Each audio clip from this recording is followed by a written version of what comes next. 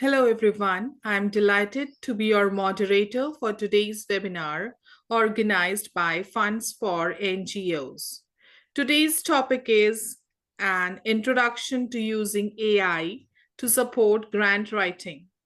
I am Anutma and I'm here to facilitate this session. First of all, I want to thank each one of you for taking out time from your busy schedules. This webinar will run for 60 minutes, which include a 45 minutes of presentation, followed by a 15 minutes of Q&A session.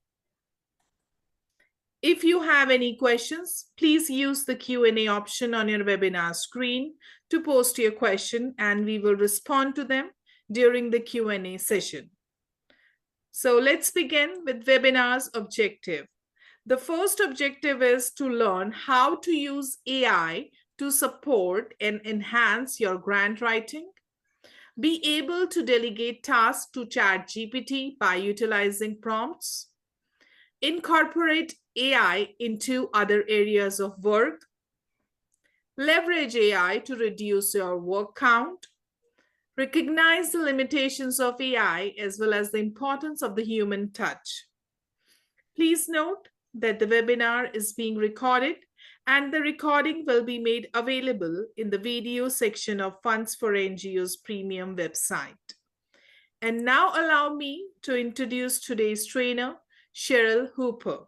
Cheryl is an experienced development consultant and CEO of an international charity.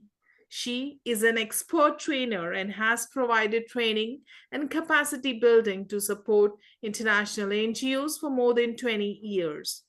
She has a BA honors degree in sociology and a master's degree in international cooperation and humanitarian aid. She has successfully developed numerous award-winning programs and secured funding from USAID, UK Aid, Comic Relief, and several high-profile grant-making trusts and foundations with a combined value in excess of $5 million. She has been on the judging panel for the prestigious UK Charity Times Award for the past 3 years, a published author of a guide for NGOs in youth-led peer education, and was conferred a Women of the Decade Award by the Women's Economic Forum in October 2023. Now, I request Cheryl to share screen and begin session.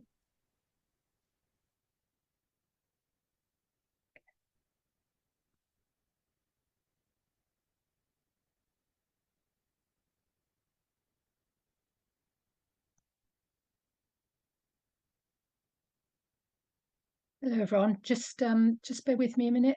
My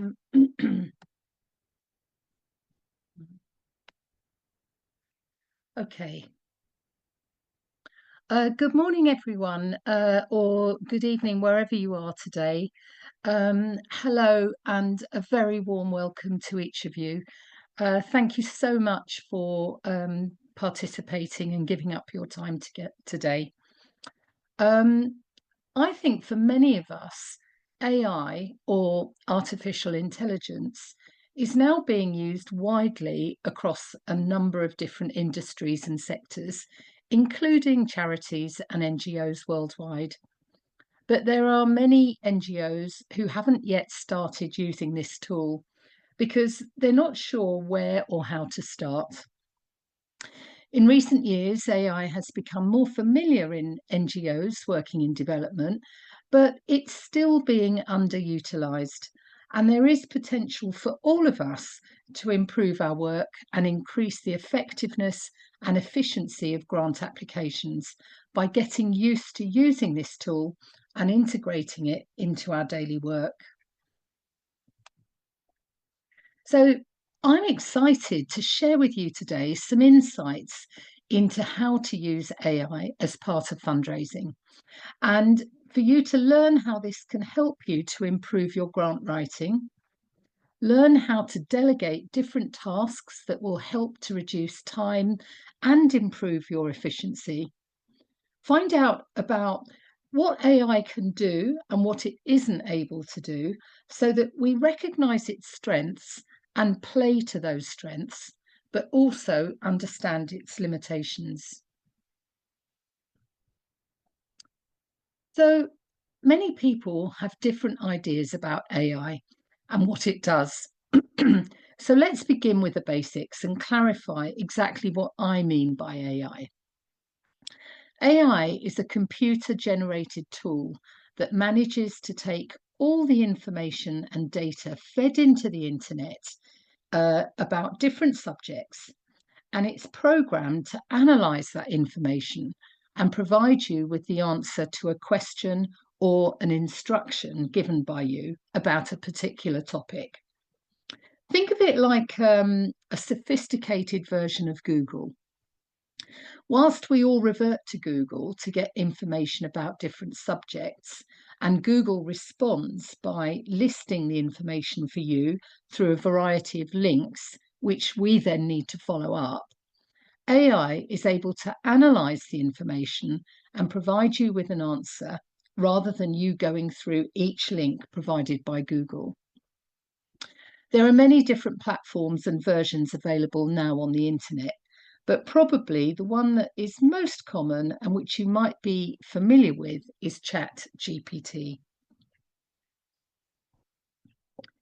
So AI is able to do a number of different tasks, but the kind of thing that ChatGPT and other platforms can do with regard to fundraising is to draft proposals, either in full or sections of a proposal. And remember, I use the word draft, so that you can instruct it to write a project summary, for example, but it's also able to draft work plans, develop outcomes, and write about the background or need for a project. It's able to take a project proposal or a report and edit it for grammar, make sure that there is no repetition, and can simplify complex information, which is something that many funders want, so that a grant application is not full of jargon.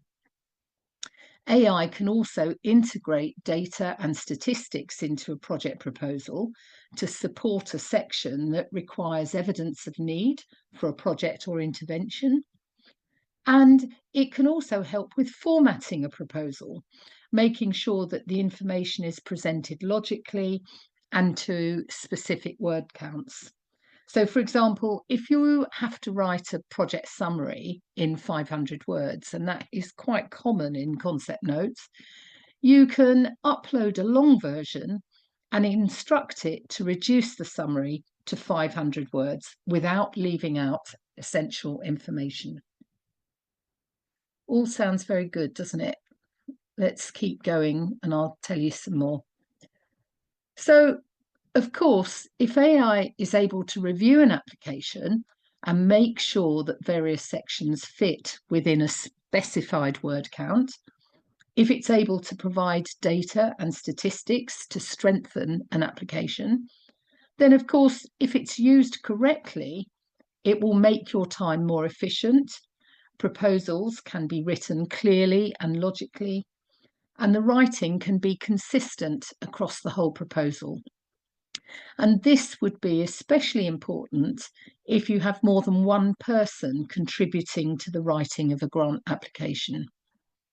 And lastly, it's also able to handle large amounts of data and extract the relevant bits to enhance a grant proposal. So it's more time efficient if you use it properly, and it allows you to focus on more strategic aspects of a proposal or logistics, for example. It will enhance the quality and the clarity of your writing, so that you will find that some of the things that you're struggling to explain, it might explain more clearly for you. It can ensure a consistency in style, so that the writing is consistent across all sections of the proposal. And then it can also handle data where it can interpret data and drop that into certain aspects of your proposal as you need. So AI platforms like ChatGPT work by gathering and assimilating information and data across the internet. and then it reissues it to answer the question or prompt you have put forward. Therefore, it's possible that some answers may draw upon content and text from another source.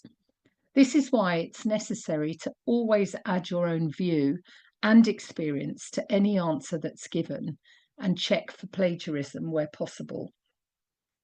And of course, there is the possibility that there could be an AI bias when expecting it to write a grant proposal, because it could focus on one particular aspect of a project or a need for a project that is well documented, and other aspects that are a bit more marginalised or less publicised issues are not given equal weighting. And that's why it's important for you to fact check when you start using it. And I will start going through how you can use it in a more practical way as we progress through this webinar. But because AI is in the public domain, it's also important to not put sensitive or proprietary data into AI platforms like ChatGPT. So the ways that you might prevent or reduce these concerns are to, as I said before, fact check any data or narrative that is produced through an AI platform. There are some plagiarism detection tools as well. So a few of them that I've put there for you are Turnitin, which is a paid-for platform, and it's generally used by academics and schools to check on essays and plagiarism submitted by students, but it will be just as useful for you. And then you have Grammarly and Phrasely AI, which are free platforms where you can insert text and check it for plagiarism. And then you, as I said, you can review and edit the text that you're given by the AI to adapt your proposal to suit the funder that you're applying to. So I'm going to go into more detail about how to use AI to help you with grant writing. But before I do this, I think it would be useful to clarify what type of AI is available. So there are paid and free versions of AI, and they vary in what they can do and how they work. So there are the all-encompassing, very sophisticated versions, which are usually on a subscription basis and can be very expensive, perhaps amounting to thousands of dollars a year. And an example of this would be an AI platform called Grant Assist. So this tool is programmed specifically to support grant writing and will help you research and write proposals, and can do other aspects of grant management. But you can also use the all-purpose AI tools such as ChatGPT, which are free and which will provide you with a good introduction to using AI and getting used to using it before you decide to commit to a paid version. You may also find that ChatGPT and other platforms are good enough for your needs, and that if you use them properly, you might find that these platforms are sufficient for your needs.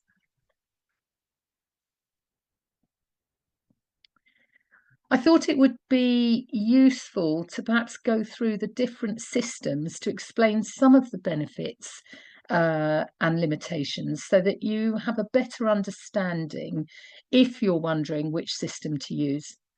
So obviously, if you have a purpose-built system like Grant Assist, this is likely to be a large investment. And it's possible that because it's programmed to specialise in grant support, then it could produce better results in the long term. But you must remember that with grant applications, nothing is guaranteed.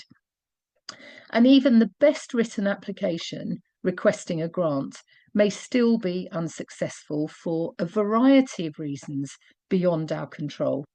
So there is always the risk that you could invest in a platform like this, but you may still not receive the funding or the outcomes that you expect.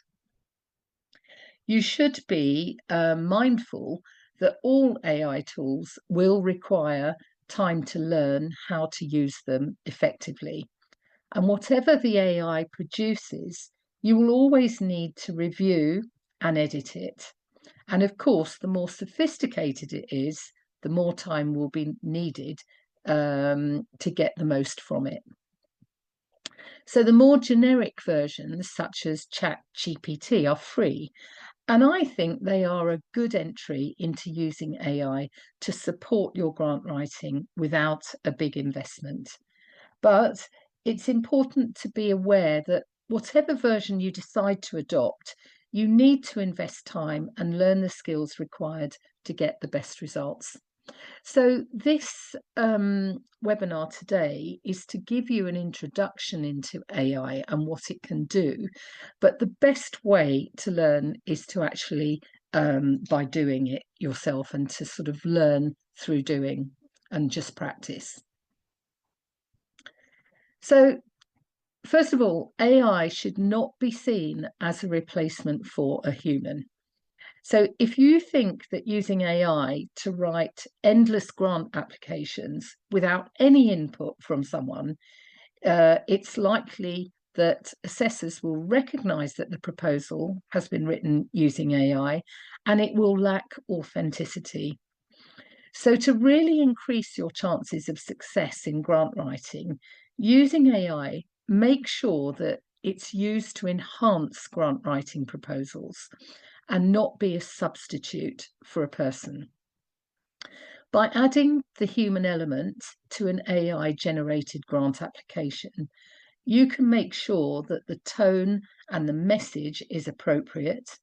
You can adjust the outcomes and objectives for a better fit with a project if it's required.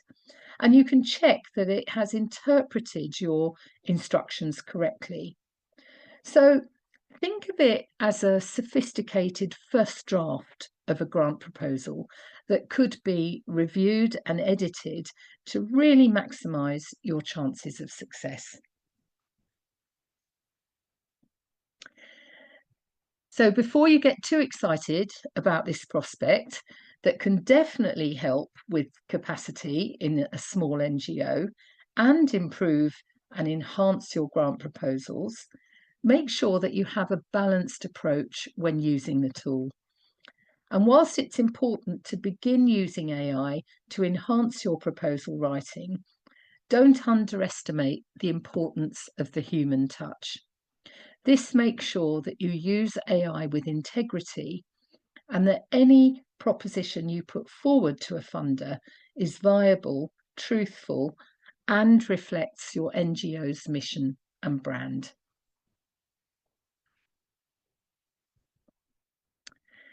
So I'm going to start getting into the practicalities now. So let's look at where and how to start. Well, go to Google and search one of the AI versions I've mentioned already.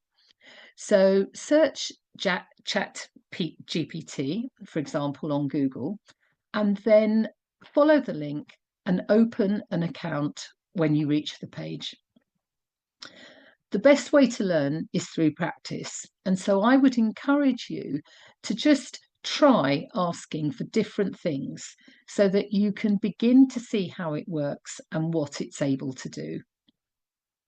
But it's really important to think about ways you can use AI to help your NGO in particular, depending on your own needs. If you've had a few grant applications rejected, for example, it's possible to ask AI to review a grant application. So you can upload the grant application and you can ask it to assess it for clarity on specific areas. You may be working on a grant application currently, and so you can ask AI to help write parts of the proposal for you. Or you may want to ask it to find funders that have priorities that match your project. And of course, importantly, it's always good to remember that you have the experience and knowledge of your projects and community more than the AI.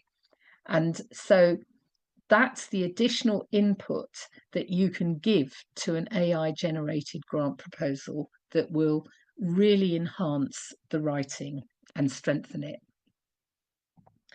So I'm going to show you some practical examples now. So let's look more closely at some practical examples of what AI can do and how it can help with grant applications. So what I've done is to use ChatGPT and put in various instructions so that you can see how it works.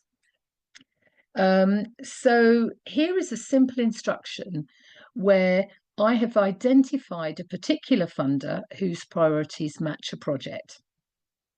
The instruction I put into ChatGPT is write a grant proposal to, and then the foundation name, requesting support of $20,000, and then again the NGO name, to support the development of, say, for example, 20 savings groups and entrepreneurship training for 100 vulnerable women living in South Sudan. Let's put that in.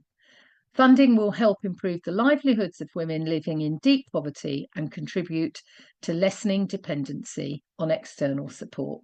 Include the long-term impact, planned outcomes, objectives, and indicators to measure change.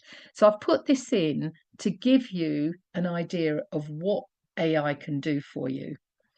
So you'll see I've given it quite a lot of information there.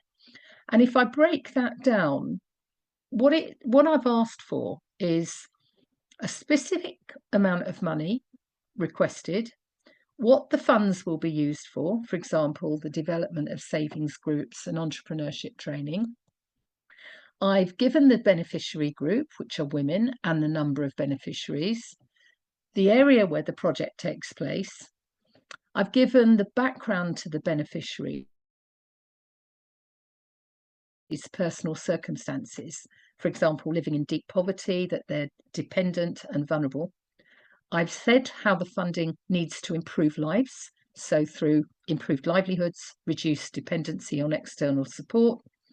And then I've asked for an explanation on the impact and outcomes and objectives and indicators to measure change. So I've given all those instructions in that one paragraph. And this is the answer that I received. So this is the response from ChatGPT.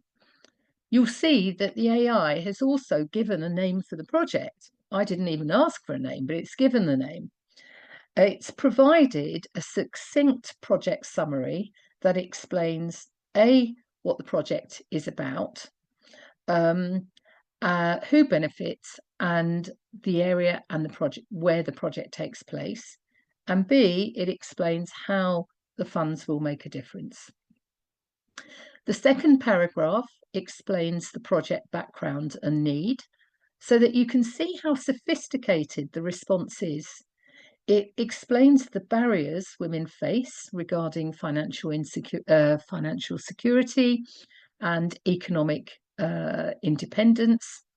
And it goes into the detail of how the project will empower women with the tools and knowledge to take control through the formation of savings groups. So this is just the first two paragraphs of the AI response. So we'll move on. Then the AI application explains the project objectives and planned outcomes. Now, you will see I didn't put the project objectives in. I just asked it to put the project objectives for me and the outcomes. Now, if you think about the instruction I gave to write this proposal, I gave no detail about the project objectives or outcomes, but the ones that the AI has produced are viable. But it would be your responsibility to review and consider those objectives and outcomes to make sure that they reflect your project, your capacity to deliver those planned outcomes, and what you are actually trying to achieve. It may be then that you tweak them slightly or even change them, but at least you can see from this example of what AI can do. Looking at outcome 3, sustainable economic growth. What the AI version says is that savings groups will lead to sustainable financial practices, allowing women to invest in their businesses, and this will stimulate economic growth. Now, that's quite a big claim to make. So it would be important for you to consider if this is realistic, if you can deliver on this. If you think this isn't feasible, but you agree with the principle, then you might keep the outcome, but change it slightly to reflect your own NGO's capacity. So let's move on. So continuing with the AI version of this grant application example, as I've instructed, it has also produced indicators and explained the impact. So once again, it would be up to you to review the indicators and check if they are suitable, that they are measurable and realistic, and that you are able to monitor and evaluate them to assess any behaviour change. If the indicators provided are not viable, then at least the AI version gives you a starting point to develop new meaningful indicators. And this is why it's really important that you don't just get AI to write a complete proposal and then just send it out, because it wouldn't be authentic and it wouldn't have integrity. And then we move on to the final version, the final part of the AI generated application, which details the difference the funding will make. And again, there are various claims made throughout the AI version, and these would need to be checked and approved. But this should be a good example for you to see just how AI can produce a pretty sophisticated grant application as a first draft, based on just one paragraph asking, detailing what was required. This is why it's important to practice and know how to ask specific information and prompts to get the best results. But the good thing about it is that, as I said, you should always see it as a first draft. So where you are wondering how to format a proposal, where to start, AI is a really good starting point, which you can then adapt. So I just wanted to give you an idea of what information might be generated using AI to research grant prospects. So here is the instruction I gave ChatGPT. Provide a list of international grant-making organisations, private trusts and foundations that support poverty relief, education and training projects in South Sudan. Now, I have specifically given it a fairly general instruction there, because I want you to see the difference when it is a general instruction. So AI can be used to help with grant research and finding suitable prospects. And the way this is done is that AI analyses all the data available on the internet, and it's then able to identify potential donors that align with your programs and mission as an NGO. But of course, if you're only giving it a general prompt, then the answer that you receive will also be a general answer. So if you think back to the instruction I gave, which was a list of international grant-making organisations, private trusts and foundations that support poverty relief, education, training in South Sudan. This is what AI came up with. So this is the information that ChatGPT gave me. Now, what I found here is that whilst it has produced some prospects, the response is very general, and it may not necessarily be the right fit for your NGO. This is why I wanted to show you some of the limitations of AI. Now, this could have been down to the instruction I gave, because that was quite general, and it needed to be more specific and targeted. Some of these donors might not be appropriate, and so this is why the more you practice, the better you will become, and you will get to know how best to use AI and use the right prompts. So with researching grants, if you went in more detail into the type of project that you want, the location of that project, and specific areas of need, then you might get more detailed answers. So apart from creating a grant proposal from scratch, AI is also capable of writing sections of a grant proposal or an application so that it can form smart objectives. For example, in the AI proposal I referred to before, it could have been possible to say in the instruction, develop smart project objectives and not just objectives. It's good at producing a project summary. It's good at providing evidence of need and data and facts to support that. And it can produce project outcomes, indicators, and impact for different sections of your proposal. So this is an example of how AI can help with the formatting of a grant proposal and reduce a section to a specific word count.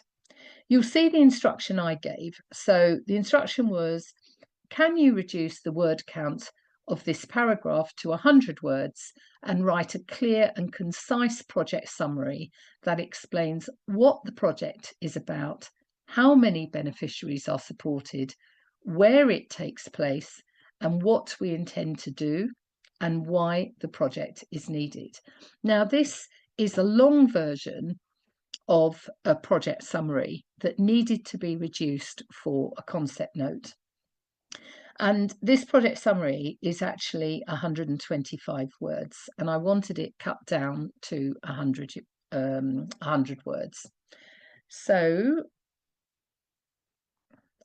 the AI response is the revised AI version, and this includes all the relevant information and is within the word count required.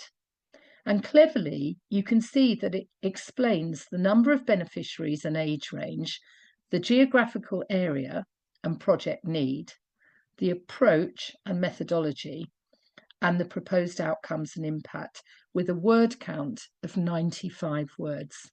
Now, I would read this out. I would read out the two versions, but I think for time limitations, I'm not able to do that. But if you go back into this webinar, you will be able to look at that in more detail. So by now, you should be seeing that AI, if used properly, can be a great asset to enhance your grant proposals and improve areas where perhaps the writing might be a bit muddled or long-winded. It can improve efficiency and help reduce sections of a proposal that might have to fit within a specific word count. And it can act as a research assistant and a copywriter.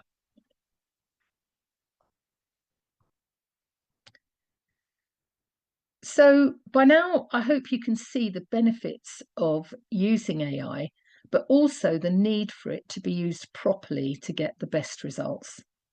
It's also very good for problem solving and writing the problem statement in a project. It can help clarify project goals, SMART objectives, methodologies, and outcomes. And of course, the more you practice and the more you use it, the better and more proficient you will become.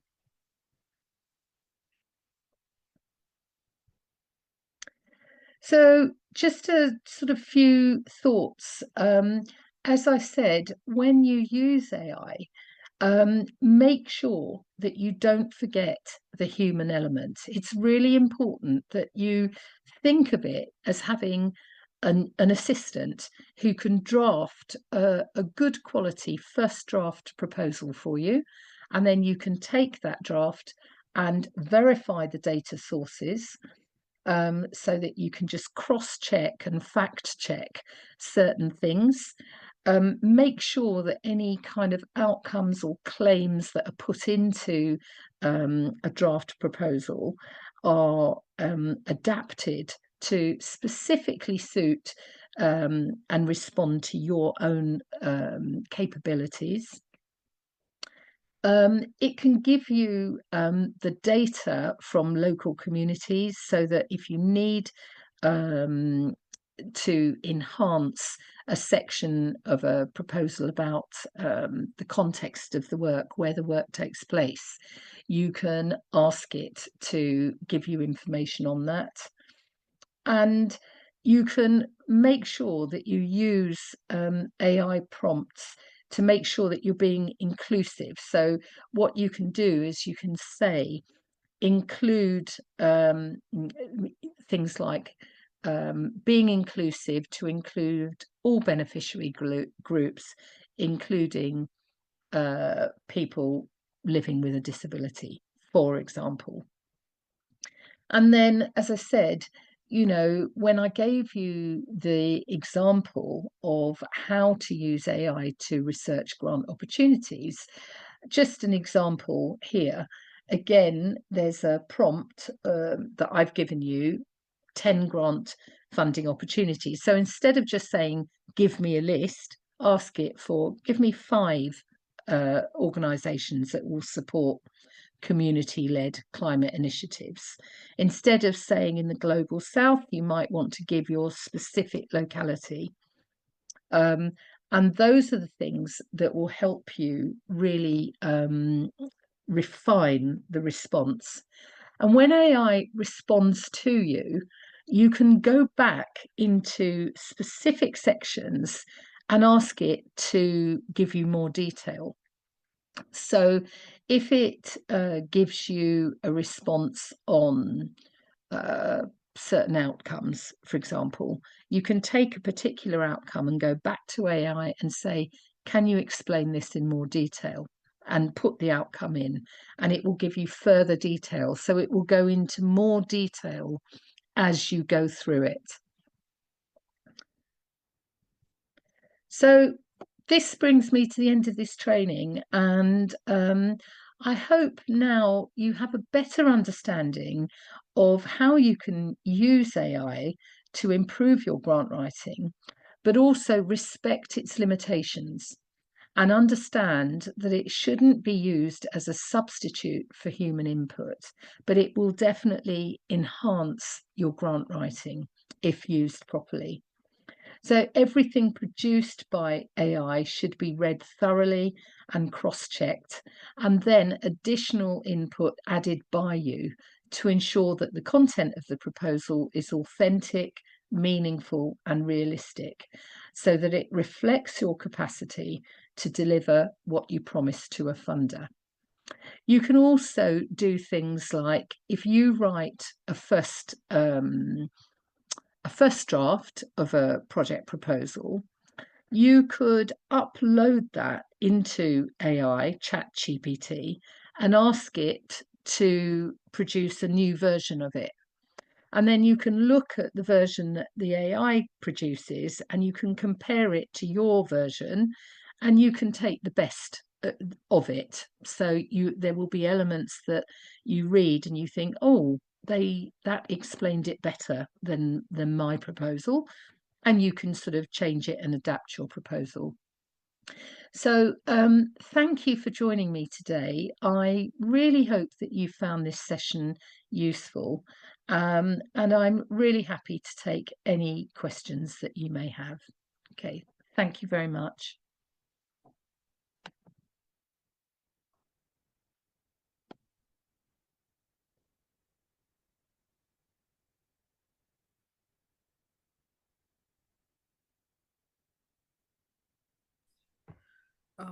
Thank you, Cheryl, for your insightful presentation. Participants, now we have begun the Q&A session, so please send in your questions. The first question is, if we use AI, we are not cheating. One user is saying this. Okay, so I can understand that. And that's why I'm saying to you, don't use AI and generate an application for funding and just send it off, because it lacks authenticity, and it won't have the human input and your own experience and knowledge of your own communities, your own projects, and your own need. So it's not cheating, because it's the same as going into Google and typing in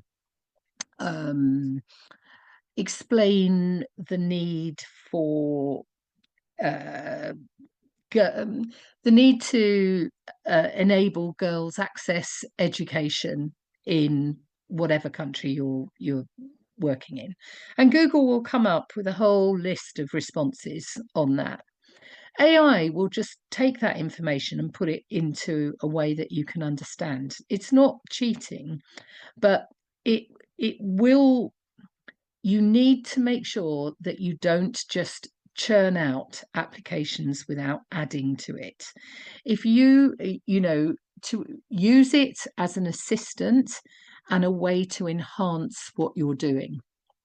So think of it as a project assistant who you ask to produce a first draft of a proposal, and then they produce what is actually quite a good quality draft, but it's not ready to go to the funder. It needs to be adapted and tweaked, but there will be a lot of it that you will keep. So it's not cheating, but it must be used in the right way. Thank you for your input, Cheryl. The next question is, in the process of raising data and statistics, how do I absolutely make sure that ChatGPT doesn't provide wrong data? Sometimes it requires me several prompts and very clear and incisive instructions to not to do it.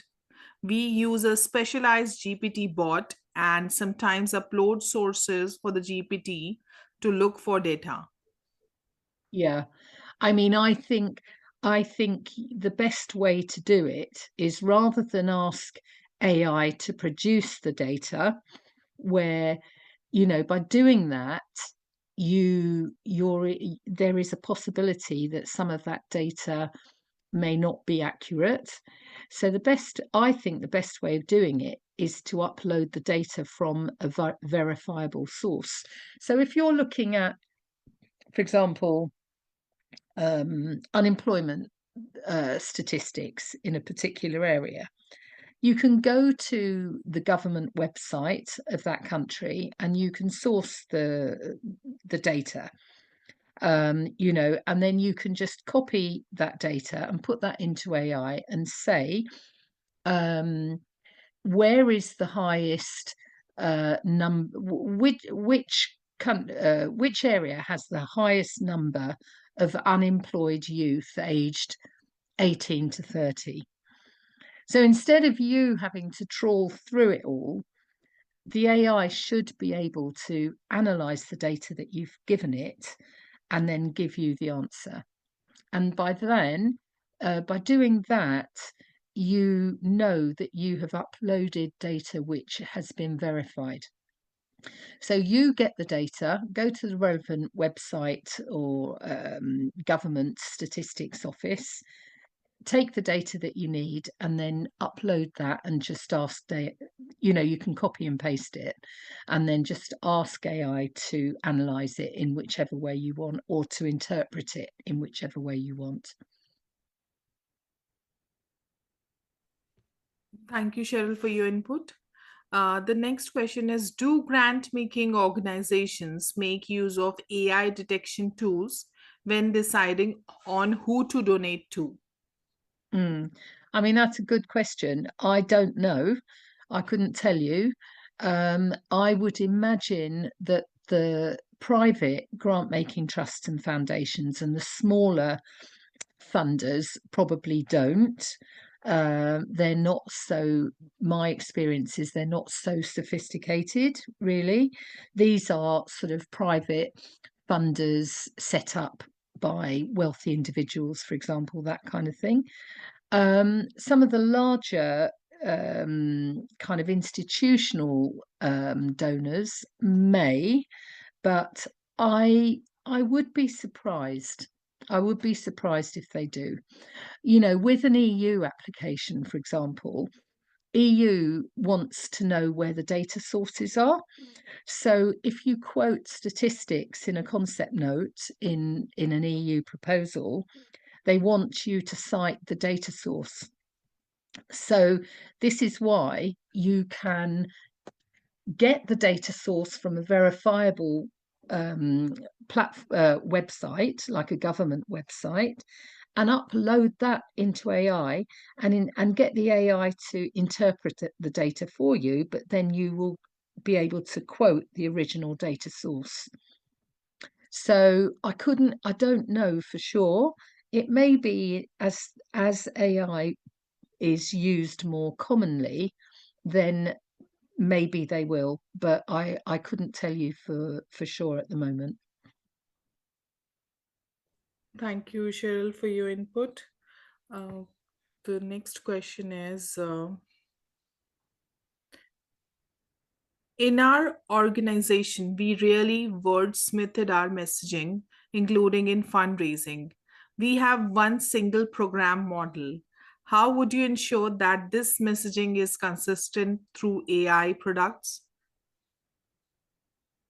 I mean, that's quite difficult for me to understand because I don't really know what the message is, or what the project is. But what I would say is that, say, for example, your method, your approach is a rights-based approach.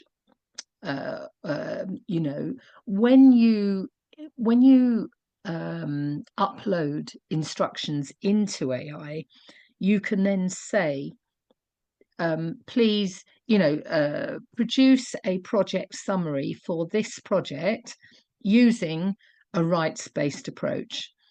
So you could sort of say the type of methodology that you or approach that you use and ask AI to generate that. But then, of course, this is what I was saying, you then need to look at it and think, is it answering what I've asked for? Is it correct? Is it interpreting my instructions in the right way? Most often it is, but you will find aspects where it isn't. But that doesn't matter because you're the expert. So you can just adapt it, use the AI information that it's given you, and then adapt it. So you could say to AI, give me the format for a grant proposal using a rights-based approach on whatever subject or whatever project you're doing.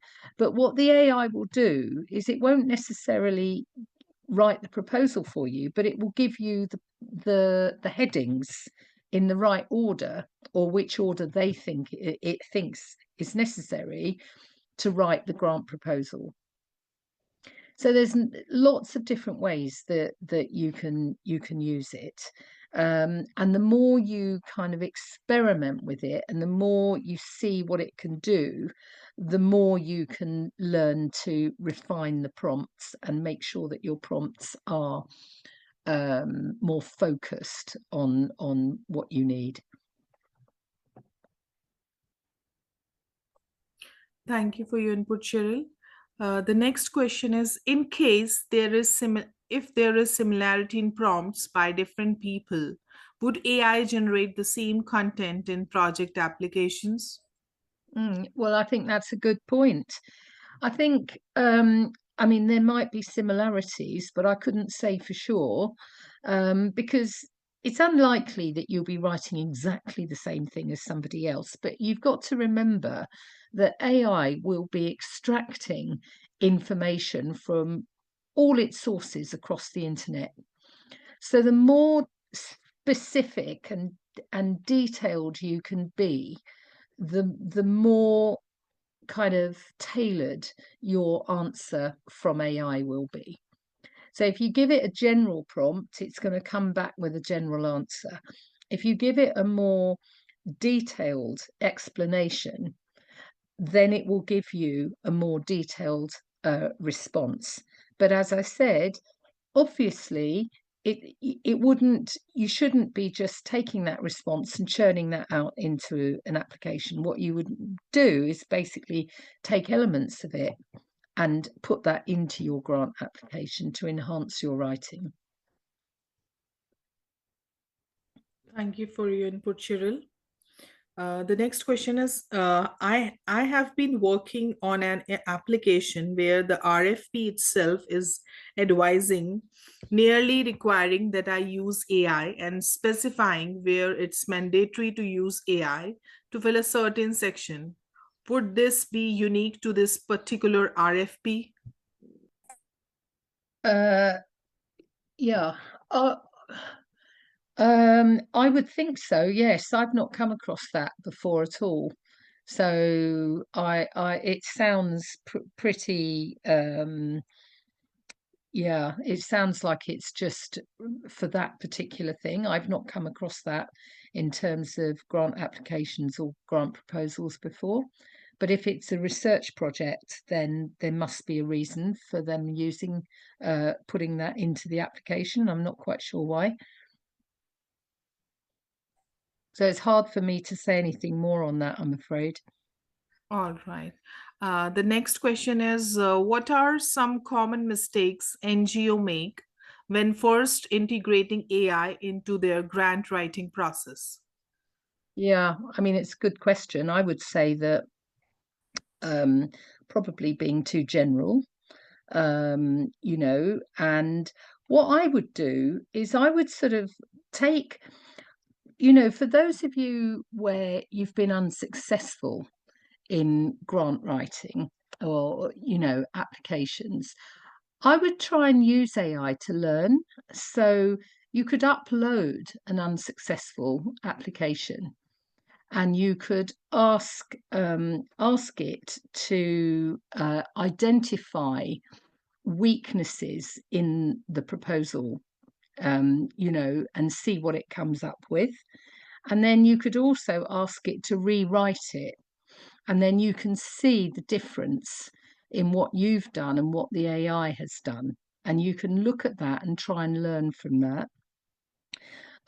So I would say one of the common mistakes is to just sort of launch straight in and just think, oh, great, we can just churn out lots of grant applications using AI. I would say that is probably a mistake. I would use it. I would definitely start using it and practicing with it, but use it with caution. So, if I was, uh, I'm only just beginning to use it and I haven't used it extensively yet. So, what I've shared with you today are my findings of using AI. And what I would do is, for example, if I'm writing a project proposal, I wouldn't ask AI to write a section. I would probably write the section of a project proposal, and then I would probably upload that onto AI and say, can you rewrite this? And then I would look at AI's version and look at my version, and I would assess which is the strongest version. And then I would most probably, marry the two together.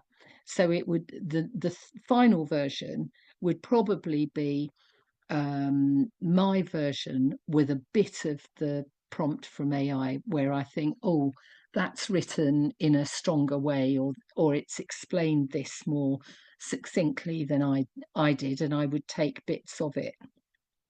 So that's the way I would use AI, rather than just get AI to write everything. And I would also use it for things like, if I wanted to explain the project need, and I had, say, for example, some facts and statistics, as I said, I would ask it to maybe analyze some data for me to give me a stronger insight into a particular area if I needed that. So I would say, use it to learn from, use it to look at it from the things that you've done in the past, and ask it to look at them and analyze the weaknesses and its strengths, and then start using it in small ways, but not as a substitute for a human. I think it's a combination. As I said, think of it as having a very informed and skilled assistant. Think of it like that, and I think then you would be probably using it in the right way. Thank you, Cheryl, for your input. The next question is, how can we balance AI generated content with the human touch to ensure compelling and authentic storytelling? Well, I think that's a good point, and as I said, the balance is that you really should be using AI to support and enhance what you're writing. So I would say that the balance should really be like 70% you and 30% AI.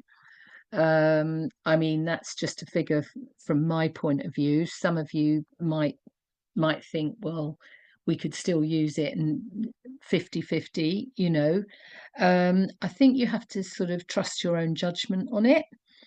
And I think that you have to look at some of the language that AI uses and check, does that language reflect the way we explain our projects?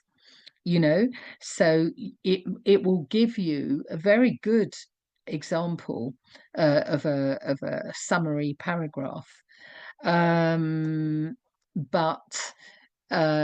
it may be using words that you wouldn't necessarily use, so you may want to kind of change some of those words. In that example I gave you, where there was that, I gave it a paragraph which was 125 words, and I asked it to cut it down. I would probably use the cut down version without any changes in an application. If I had a word count, and basically what the AI did was it used my words, but it just moved them around and kind of produced a new version of what I'd already written. And that's perfectly acceptable, because that paragraph was actually all my words. It hadn't put in any new words. It had just edited it and taken out unnecessary words. So from that case, nearly all of it was me, but it was still using AI to produce the final version. So I hope that answers that question. Thank you, Cheryl, for your input and the insightful answers.